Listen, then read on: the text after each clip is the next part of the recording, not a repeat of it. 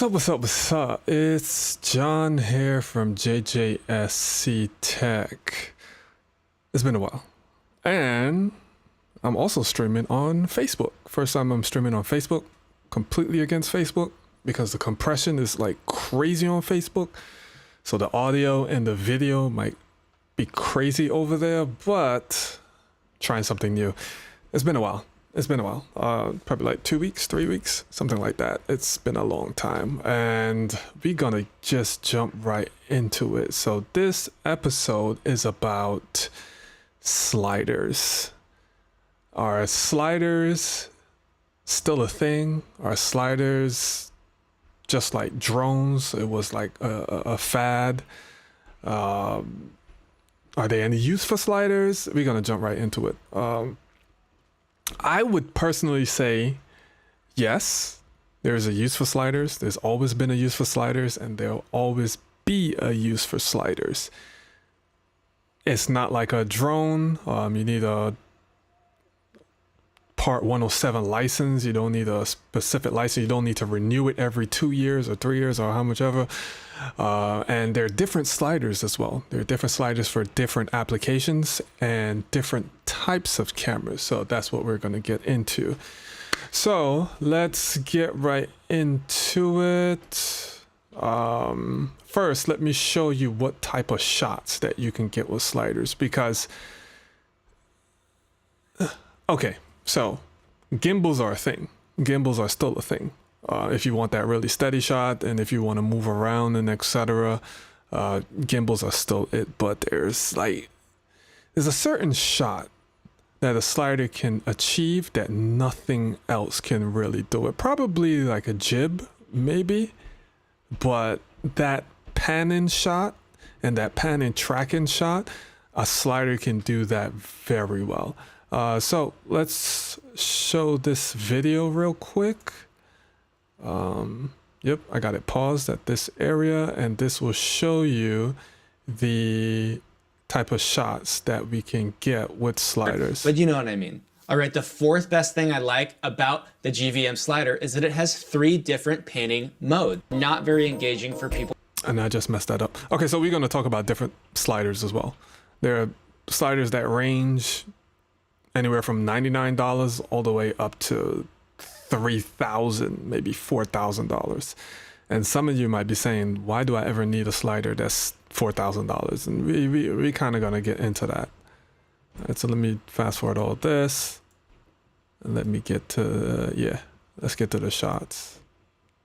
Panning modes. The first mode is straight. It's where the camera faces forward and literally just slides on its horizontal axis without turning at all. This looks just like a truck shot in a movie where we are just taking the viewer on a journey across the stage and back. The second panning mode, and probably the one I like the most, is tracking mode. In this mode, you adjust the rails so that the camera travels in an arc around a fixed point in front of it. So think about the camera looking at me and rotating around me and giving a little bit of a different angle, kind of like a gimbal shot, but I'm still gonna be in the center frame or near the center frame on both ends of the travel.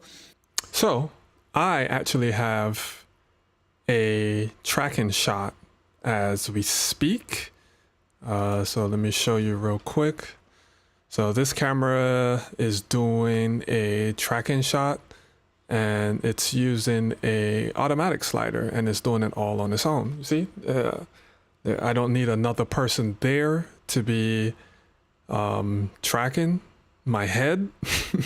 My head is kind of big, so it's kind of easy to track, and it's doing this all on its own. And you see how smooth it is. It gives that cinematic look.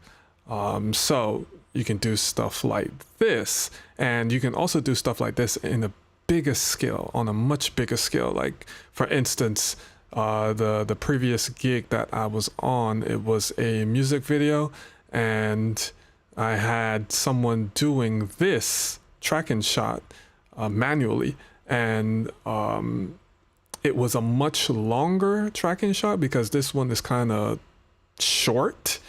So if you have like a bigger crowd or a bigger venue to track, you want a lot more track to flow back and forth on. So we're going to get into that. So let's look at the different types of sliders, and let me show you why some of them are so cheap and why some of them are so expensive. So boom. So right here we are on B&H, and we have the GVM. So the GVM is like the known slider that most people start with. It's a very beginner type of slider, even though yes, it's automatic, it's tracking, it's carbon fiber, and it's for the nice low price of $350. But look right here, it only supports up to 11 pounds. So that is one of the biggest thing that separates these type of sliders from the prosumer. So this is a prosumer slider versus the professional sliders, which can hold a lot more weight. So if you have like a massive camera, something like a broadcast camera or a cinema camera, and you have so many different things on that cinema camera, like for instance, let's go to this shot. Oh, you can't see that. Let's go to this shot and let me focus it. As you see, I have quite a few things on this camera. So I have the lens, which is like probably like 5 pounds. The camera itself is like 2 pounds. Wait till I get focus again. And then I have a wireless transmitter, a battery, and yeah, you can build out the camera to however big you want it to be. That's the only thing about manual lenses. You gotta fix them manually. So that's one of the things, the reasons, if you're building like a cinema camera or a broadcast camera, you're gonna have to add a whole bunch of things onto that camera for ease of use. You might have a director, You might have a producer that needs to see the feed. You might have a first, second AC, and etc. So that camera is probably going to weigh 30 pounds. And as you see, a massive camera build cannot fit on something like the GVM. This slider right here. And another thing, this GVM, might as well click it. When you buy this thing, this is how it comes. You get to put it together and etc. But this is the length, 48 inches. That's how long the slider is going to be. You can't add onto it or you can't shrink it down. So in video world, you're going to need flexibility, and that's why professional sliders are so expensive, because you can adapt to whatever circumstance that you're in, and you can shorten it or increase the length as needs be. So let's go to one of the expensive sliders. Let's see. This slider is $99. It all depends on what you're using it for, and it all depends on what type of camera you have. Now, if you have like a mirrorless camera, this is fine for you. This set is fine for you. And you have a light lens like a Sony G-Master lens or a Canon RF lens, this is fine. When you get cinema lenses, the cinema lens by itself can be heavier than your camera, your battery, and your photo lens put together. One of those things is like 5 pounds or even more. So let's go to high-low. Oh my, 13,000. I definitely don't have that. Nor do I want that. That doesn't even look like. Hold on. Why is this so expensive? Okay. Waterbird Mark II camera slider and wireless controller bundle. Okay, you can control it wirelessly. Where does the camera go? Anyways, I mean, that's too high for me. Let's get the one that I actually have. You can probably jump down, because 3,000 is a little crazy for me. We can probably jump down again. All right, cool. This is the one I have. The Syrup Magic Carpet. Now, it's $1,000, yes, but no, this is not the one. This is the consumer version. I actually have the pro version, which is this one. This is the one I have. And the cool thing about this, it is very smooth. That's another thing that separates pro sliders from consumer sliders. The consumer slider might be a little sticky at certain points, especially if you're doing it manually. But the pro, those things are like butter. And this thing has like a fly leaf that you can actually push. Let's see. Yeah, on this part right here, there's a fly leaf button that you can actually push that, and you can make it much smoother as well. And the good thing about this is that you can take off the ends, any end right here, and you can add on more tracks. So you can literally make this as long as you want. As you see.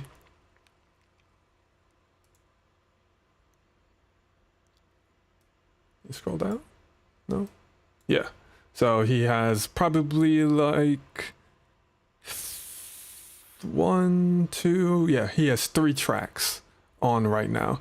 And you just lift them up by tripods and you can literally extend this as long. Just get more tracks and this thing can be just a buttery slider. You can put it on the floor as well and have different angles. Yeah, this is just showing you the different types of components that come with it. And here's one of the biggest things that made me go with this slider. Let's look at the payload.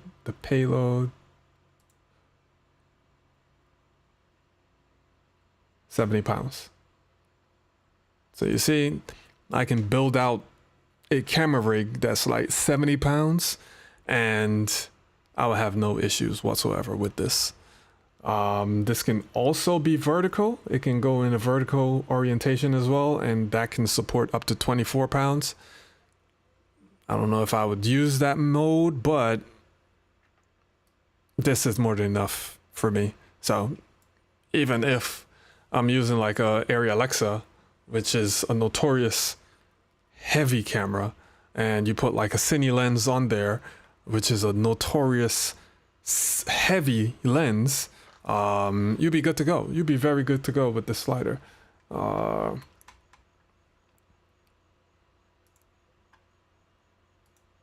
Whoops. Let me get back to this video so he can continue to explain the different things about the slider as well. This is great if you're setting this on your preacher or on your worship pastor or leader on stage, and you want to make sure they stay in the shot the entire time, but still add some energy with camera movement. The third setting is panorama. This is the opposite of tracking mode in that the arc or circle that the camera travels in has its center point behind the camera. So that means the lens is actually the one rotating out away on either end. So you're going to cover as much ground as possible. I think it's about 120 degrees of radius that you're going to be covering with the lens. Again, if you're taking a panoramic picture, you're going to want to cover as much lateral ground as possible. So this can work depending on your setup, especially near the stage if you have a wide lens and you want to show everything or just create a lot of movement. This is also going to work really well. All right, and finally, number 5, the thing I like about the GVM slider is that it's easily mountable. All you have to do to get your camera on the slider is take a fluid head on your tripod. Oh yeah. I guess these are pretty much all different sliders. Every good slider, you're able to put your own fluid head on it.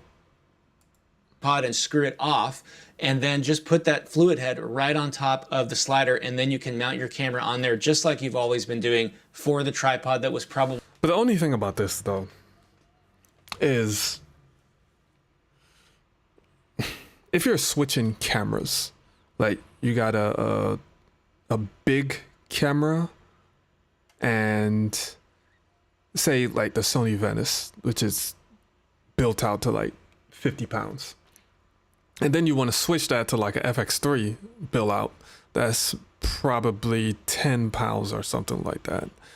You're going to have to disattach the heavy camera from this and then attach the Sony FX3, the lighter camera, onto this. So it might not seem like a big deal, but those heavy cameras are very cumbersome to move around. So let me see. Does this thing have an example?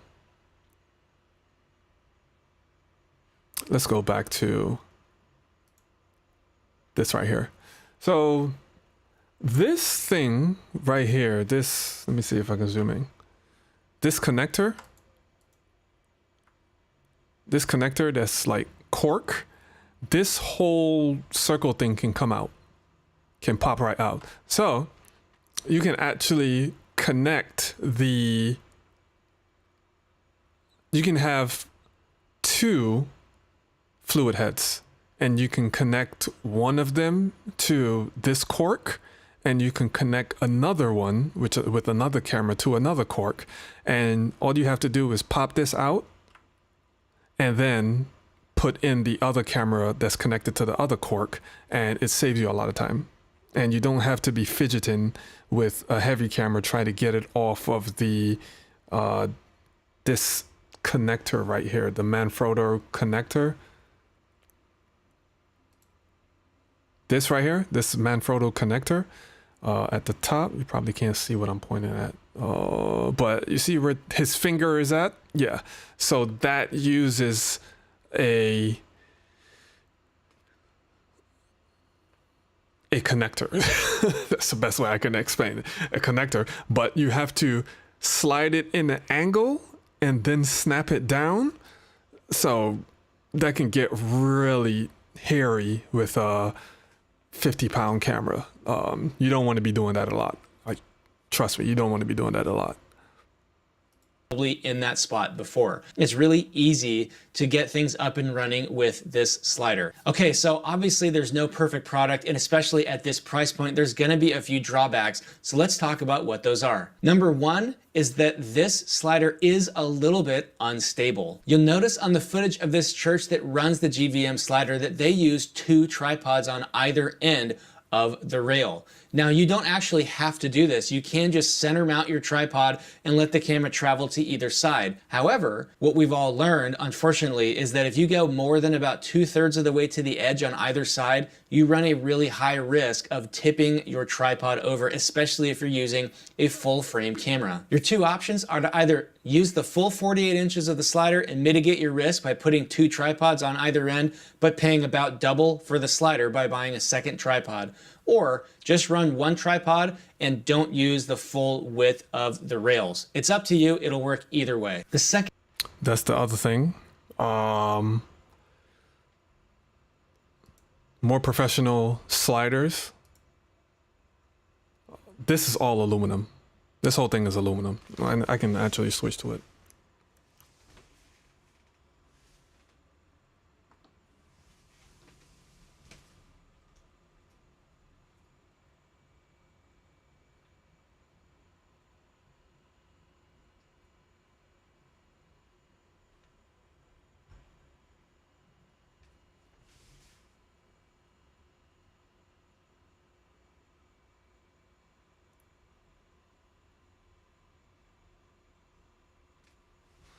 Yeah, so as you see right there, this whole thing is aluminum. That whole thing is aluminum. This isn't going anywhere. This thing is super sturdy. And that's what you want, especially if you're putting like a really expensive camera on your slider. Carbon fiber is great. I won't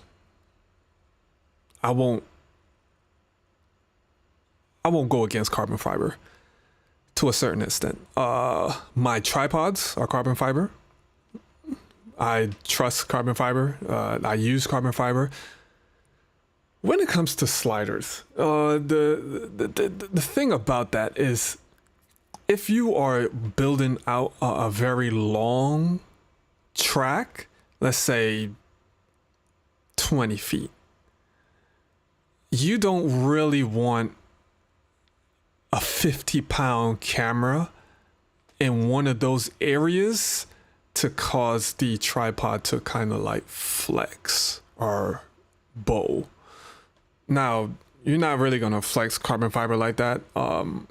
Aluminum is very solid and it's very durable, and it can drop because, like it or not, if you're in a production and you're dealing with many people on the team, 20 people on the team, something is going to happen. Someone is going to bounce into it. Something might drop. It's just going to happen. You hope it's not going to happen, but it's just going to happen. And you want that when it drops, it still works. 100%. You want when it drops, it still works. So that's one of the reasons you pay a lot in professional equipment as well. Like the Arri Alexa is rock solid. It's like a tank. It's not really carbon fiber like that. That thing can withstand a couple of falls and still be working, still be ticking. So keep that in mind. Let's go back to the video. He had another issue.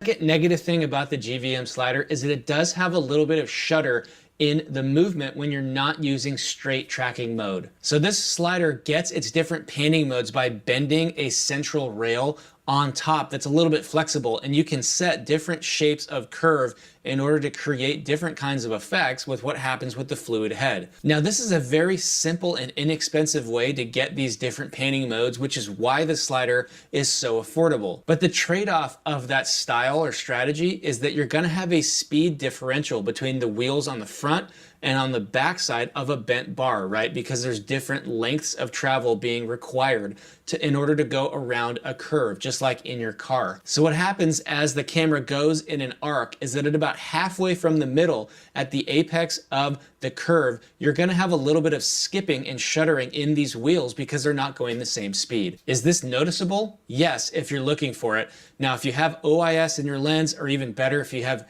in-body stabilization in your camera, it's gonna be greatly mitigated, but you'll still see it. Now, I think that it's still worth the benefit of having a moving shot, even if a little bit of camera shake takes away from that, but I want you to be fully informed before you make the investment that that's what's going to be happening in your shots. Okay, the third negative about the GVM slider is power. Now, it does come battery operated, which is great, but the batteries it comes with are not going to last an entire hour to hour and 15 minutes service. Now, your two options are to either buy a $60 brick battery that's going to give you enough time to run this all service long, or to just hardline power into it. But there's a lot of cables kind of hanging from this thing, and so adding one more doesn't look great, but it is going to get you continuous power, so you don't have to worry about this dying mid-service. Okay, finally. Okay, so the syrup, there's a whole lot of things that comes with the Genie. I mean, syrup. I'm talking about the Genie. The Genie is actually the motorized portion of this. So, as you see, let me show you what I'm talking about. I am not Xing out the right thing. All right, so there's this, $1,000. Originally, it was $1,800. It's on sale because it's kind of like being discontinued. And you have accessories. So, the first thing you have, am I tripping?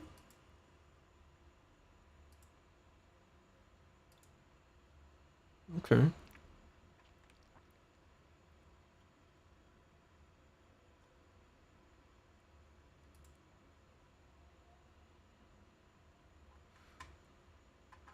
All right, let me just type it in.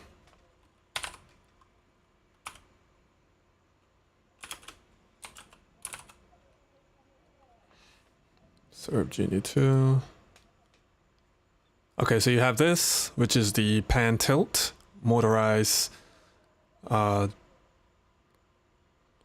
whatever it's called, just the pan tilt motorized portion of it, which is $689, and then you still have to buy this right here, the linear, which goes back and forth on the slider. So this goes back and forth on the slider, and this one does the pan tilt and rotate.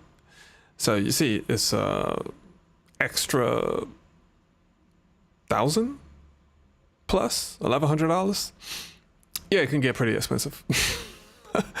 And the only thing is, this pan tilt can only support a payload of 13.23 pounds because you don't really want a really heavy system doing this because it might drop.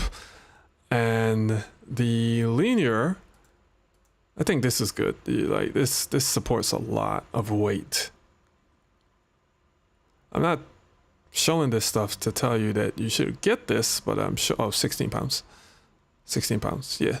I'm not showing you this stuff to tell you that you should get it, but I'm showing the difference between professional and consumer. Now, those issues that he said he's having with the GVM slider, I have none of those issues. The only thing is the battery in these things, they last pretty long. They can last an hour. How long did I have that running? I had that running roughly for 20 minutes and I am down 1 bar, 2 fours out of 6 bars. 1 bar out of 6 bars. So this is gonna last an hour and change. And as well, if you turn this around, what is going on? This right here, it charges by USB-C. So you can actually get like a USB-C brick and charge it while it's doing the slide action back and forth. I don't like it. It's not elegant and it introduces a lot more cables, but if you're in a pinch and you really can't stop the slide in motion in the middle of service or the middle of an event, you do have that option.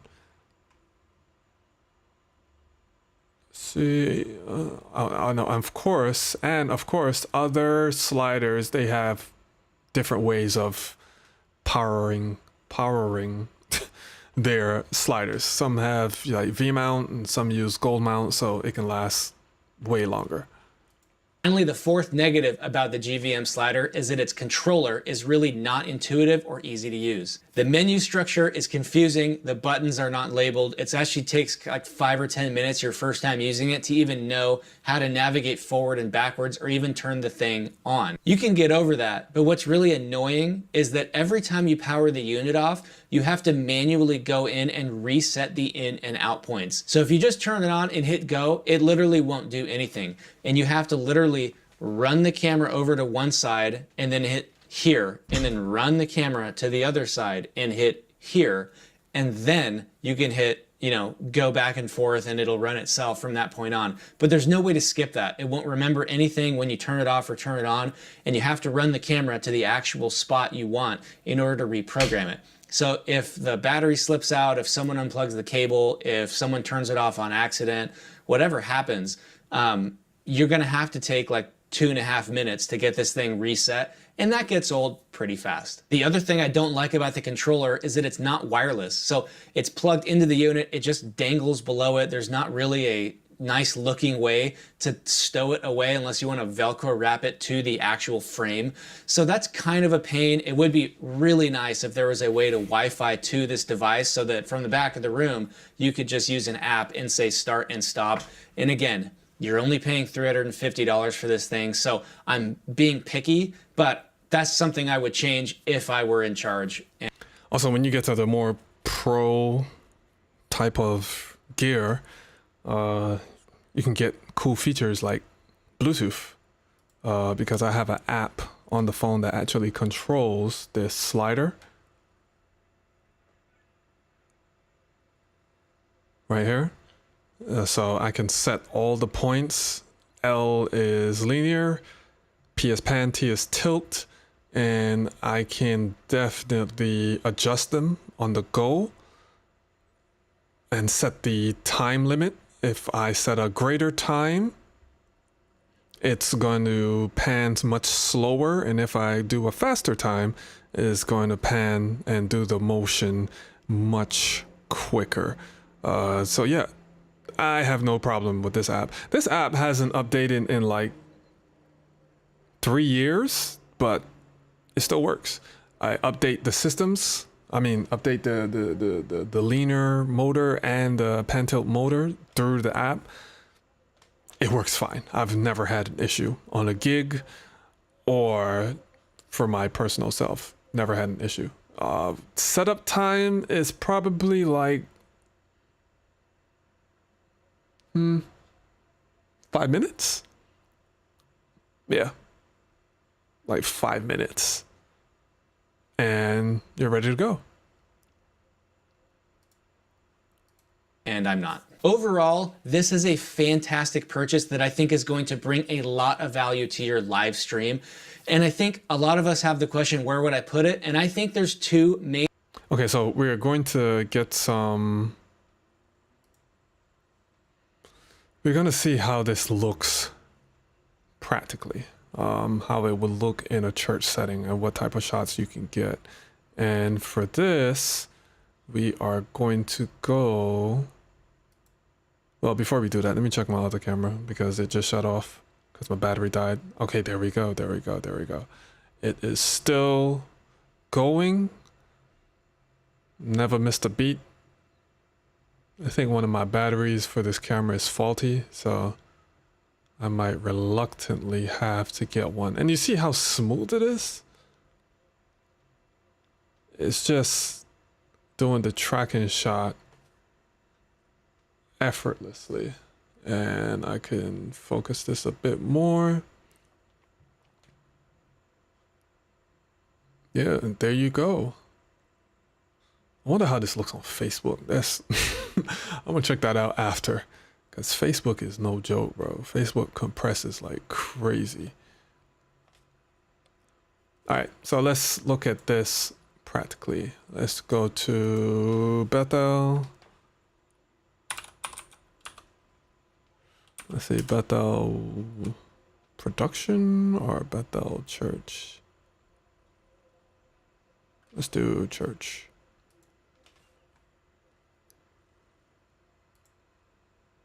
Hi, Steven. Let's not play any of their songs because they can be OD when it comes to copyright. If you're not... So let's mute all of that and let's just look for the shots.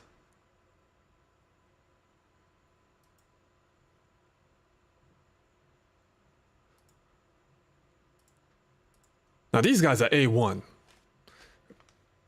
when it comes to everything. When it comes to like the graphics, when it comes to the production quality, everything is A1, bro.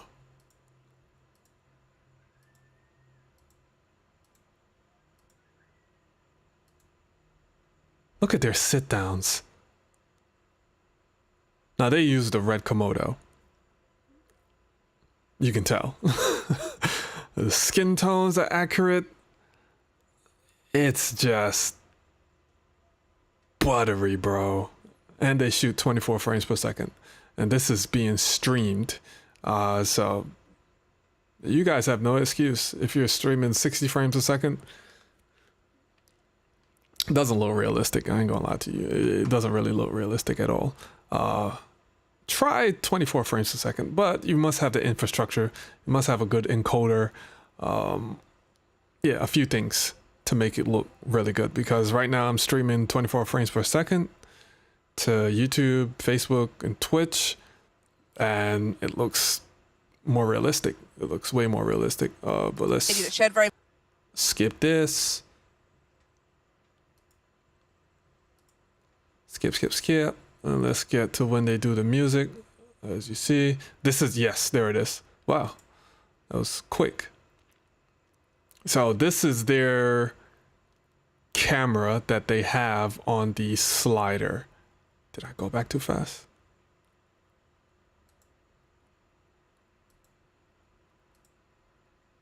That's the jib. That's the overhead establishing shot.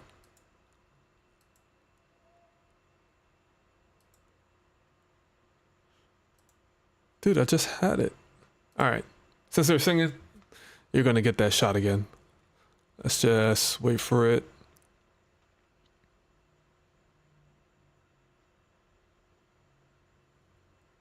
This is all handheld, and they all use red Komodos. I think they got like one Black Magic that they're going to switch out in the future, but all of this is handheld red Komodos.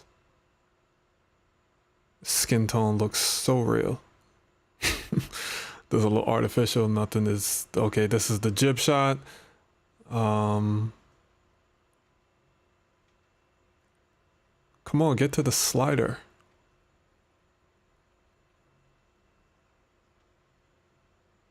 Okay, this one. Yep, this is a slider at 34. As you see, it gives you a different shot inside of the service. It just elevates the production and is nice and smooth. So yeah, so all of these things, when you put them together, it tells a story, especially in a church setting. You don't really want it to be a music video. You want the production to make the online viewer feel that they're in the church, or if you're doing like a convention or something like that, and you want the person to feel like they're there. All of these shots, and you get a good director that's putting the story together live. Things like this will help you to elevate your production. So yes, a slider is very, very important. Now, depending on what type of camera you have and what you're using right now in your church or for your venues, and how long you want the slider to last, and if you'll be using like different types of cameras on that slider, will determine which type of slider you get. Me personally, I always go with professional stuff because those are the cameras I personally work with. Even with clients, I work with professional stuff, and I like to work in teams, with teams. I have kind of passed the stage of being a one-man band because you can't do all this on your own, bro. Even if you can't find qualified people, train them. I'm an advocate of training people. Train them. Put them on your gear and train them so they can be a team member. Make them a team member in training. Because once you get a really good team, like a person that's really good at camera work, a person that's really good at sound, a person that's really good at directing, a person that's really good at project managing and lighting and etc., bro, that production is going to elevate and is going to be wonderful. People are going to be calling you to do all of their gigs. What was I saying? About the slider. Yes. I personally don't really like automatic sliders. I'm not saying that automatic sliders are bad. It's just that I like a person on that slider, especially if I'm directing and I'm seeing all the shots. A person, like if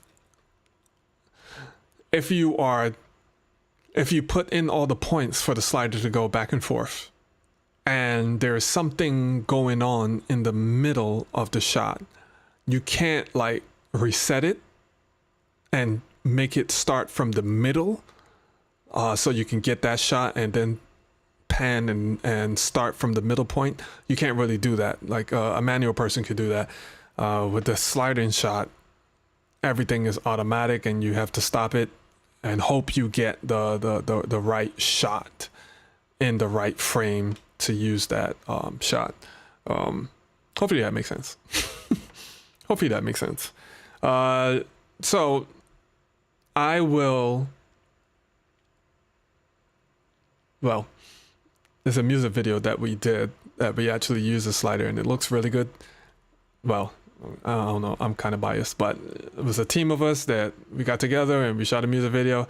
The music video is not out as yet, but when it is out, I will do a breakdown of it, of the lighting, of the different angles, of the different shots, why we went with those different angles and shots, and what story we were telling, and etc. So stay tuned for that. It won't be next week. It won't be next week. I'll just let you know when it comes out. Just stay tuned to this channel, and you'll get the notification of when that video is coming, and it'll be fun. It'll be a lot of fun. It'll be a lot of fun. Yes. So that's pretty much it. It's a short stream. That's pretty much it.